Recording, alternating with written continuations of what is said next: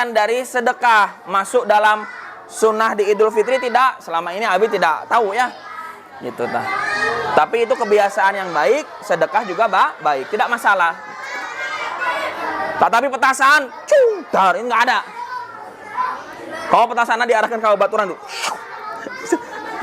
tidak boleh ya.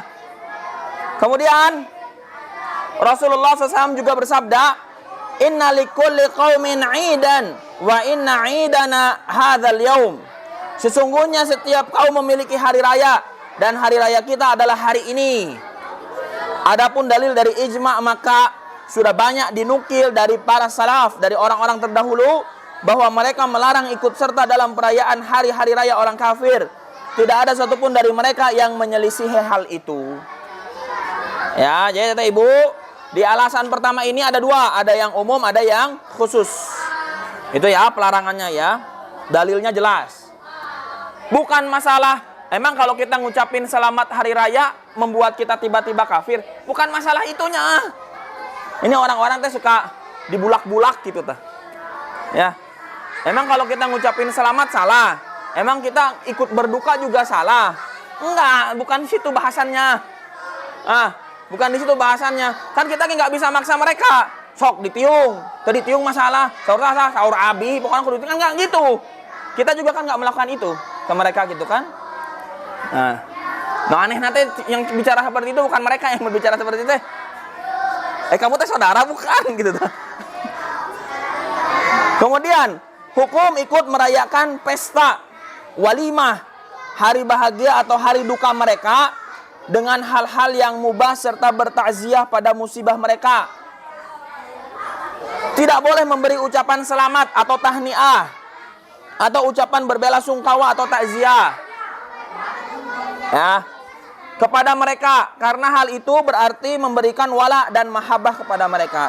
Demikian pula dikarenakan hal itu mengandung arti pengagungan, penghormatan terhadap mereka. Maka semua itu diharamkan berdasarkan larangan-larangan ini. Mari kita coba. Nyala lagi. Jadi kata Ibu, pengagungan terhadap mereka itu dilarang. Contoh misal, ini anak muda ya teteh ibu ya. Insya Allah lah di antara teteh ibu mah keluarganya tidak ada yang melakukan. Salah satunya adalah tanggal 14 Februari teh. Itu ya. Itu kan seperti pesta walimah begitu ya, mengenang kisah naon namanya teh?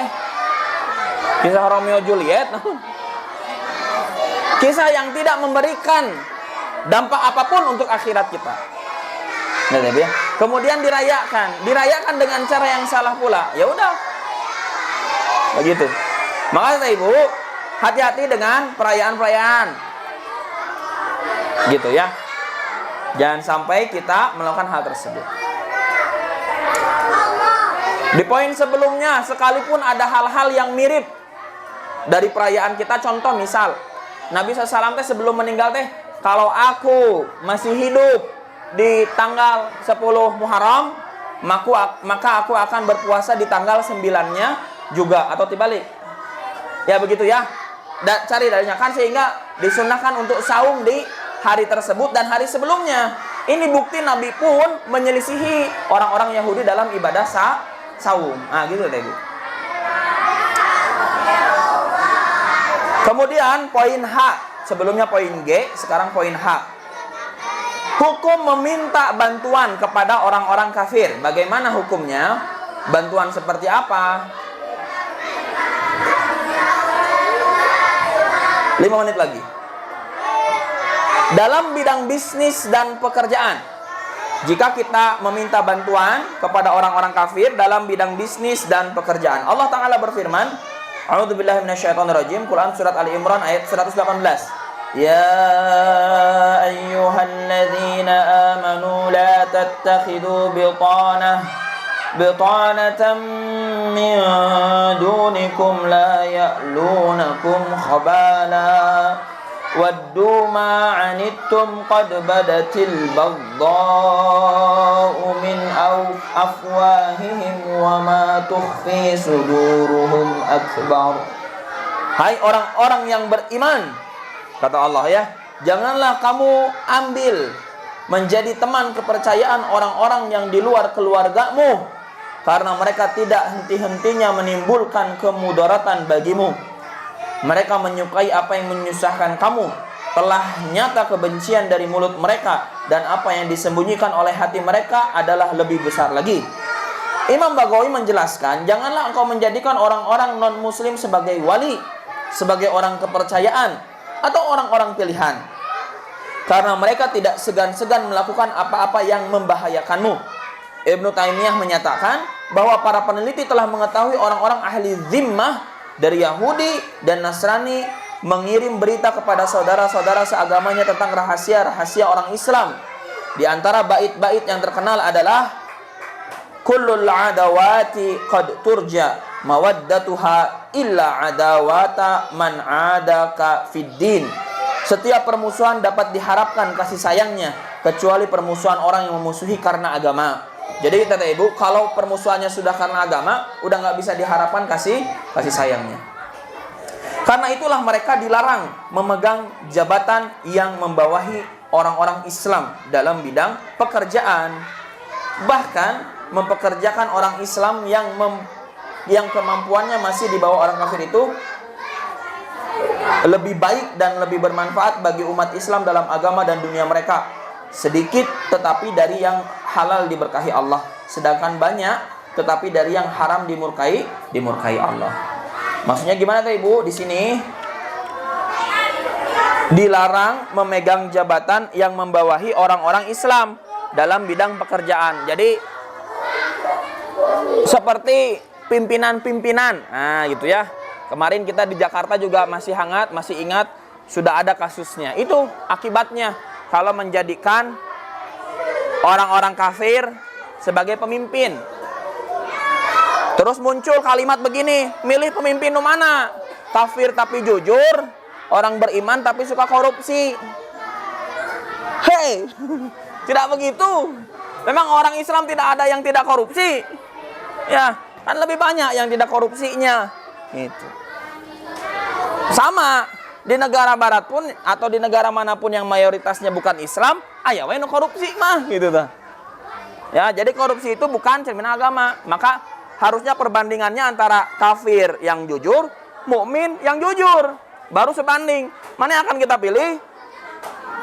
Mukmin yang jujur. Gitu kan? Nah, pun sama. Bahkan apabila mempekerjakan orang Islam yang kemampuannya masih di bawah orang kafir, itu lebih baik dan lebih bermanfaat bagi umat Islam dalam agama dan dunia mereka. Bahkan kalau teteh ibu yang punya usaha, gitu ya, teteh ibu punya usaha, kemudian mempekerjakan seseorang, ini teh orang kafir, ini teh orang muslim, kemampuannya nggak beda jauh, umat Islamnya teh di bawah sedikit, maka lebih utama mempekerjakan orang Islam. Gitu teh ibu.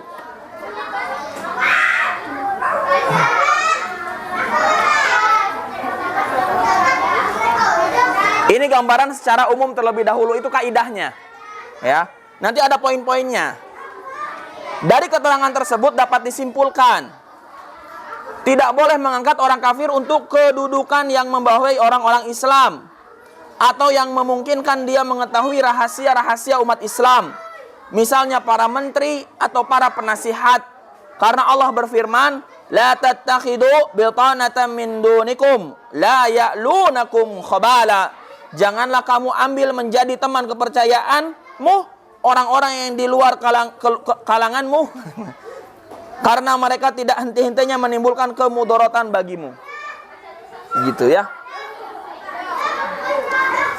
Kemudian kesimpulan kedua, diperbolehkan mengupah orang-orang kafir untuk melakukan pekerjaan-pekerjaan sampingan yang tidak menimbulkan suatu bahaya dalam politik negara Islam.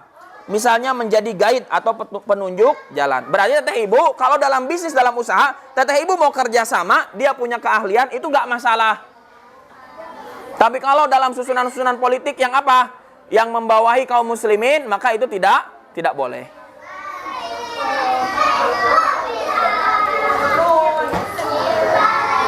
Misalnya guide atau penunjuk jalan, pemborong konstruksi bangunan, ya, proyek perbaikan jalan dan sejenisnya, dengan syarat tidak ada orang Islam yang mampu untuk itu. Tapi syaratnya nggak ada orang Islam yang mampu untuk melakukan itu. Ya, karena Rasulullah SAW dan Abu Bakar pernah mengupah seorang laki-laki musyrik dari Bani Adil sebagai penunjuk jalan ketika berhijrah ke Madinah. Nah, jadi Nabi dan Abu Bakar As-Siddiq saat mau hijrah ke Madinah pun penunjuk jalannya itu orang musyrik. Jadi kata ibu, kalau berbisnis, berusaha nggak ada masalah. Jadi jangan sampai kata ibu, wah, eta mah kieu moal ah. Padahal barangnya hanya ada di orang itu. Enggak masalah. Tapi kalau sekiranya barangnya ada di orang yang lebih, bukan yang lebih, barangnya ada di orang yang muslim juga, lebih utama ke toko itu. Ya. Begitu ya ibu ya. Jadi kalau dalam muamalah, urusan bertetangga, berbisnis itu tidak masalah. Kemudian yang kedua, dalam urusan perang. Bagaimana dalam urusan perang? Ini kita bahas di pertemuan berikutnya. Subhanakallahumma bihamdika asyhadu an la ilaha illa anta astaghfiruka wa atubu ilaik. Sebelum pulang kata ibu, alhamdulillah sampai hari ini sudah 9 orang di antara kita yang daftar untuk umroh bulan November. Nabi bitaw ya abi mah. Hatur nuhun. Hati-hati di jalan, fi amanillah. Aku qouli hadza wa astaghfirullahaladzim. Akhir kalam. Assalamualaikum warahmatullahi wabarakatuh.